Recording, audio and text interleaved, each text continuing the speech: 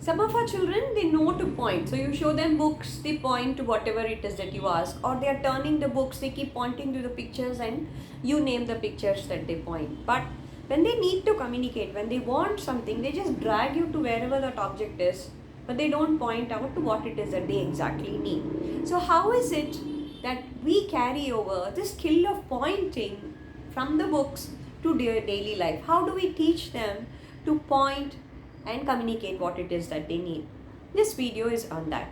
So the first thing that you do when your child drags you to wherever they want and they're looking at the object, you take two things, one which they like a lot and one which they don't like. So you give them a choice and you ask, what is it that you want? You very well know what they want, but you just still give them a choice. And you know the child wants this, the child will look at that. So when the child is looking at what they want, some third person should come and put the child's hand out and prompt them to point to the object. This is one thing that you do.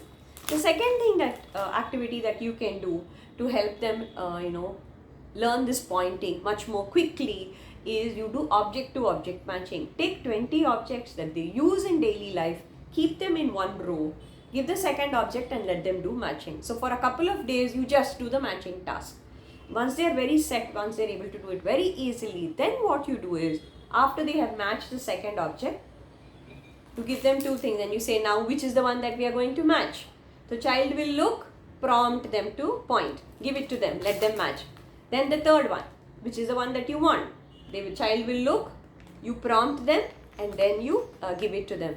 Why we need to do this object to object matching is because when you look at it, throughout the day, maximum of 5 to 7 times the child will need to really tell us what it is that they want, because otherwise we are satisfying their needs without being told.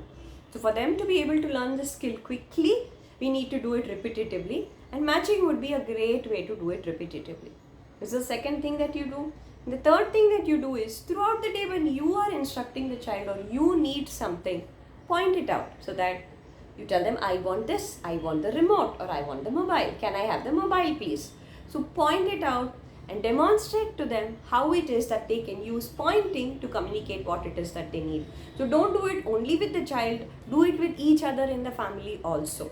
So you may ask me, will the child only learn to point and will the child not talk? No, that is not what happens. We are trying to establish a means of communication with the child, a means of understanding what it is that they want. So first let us start there.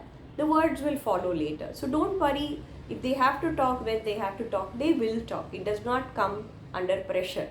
It only comes out of a need to connect with you. Try it out and definitely let me know. And if there's any skill that you're struggling with, you need ideas, just drop a word in the comments. If I can, I will definitely put in a video to help you guys out. Thank you.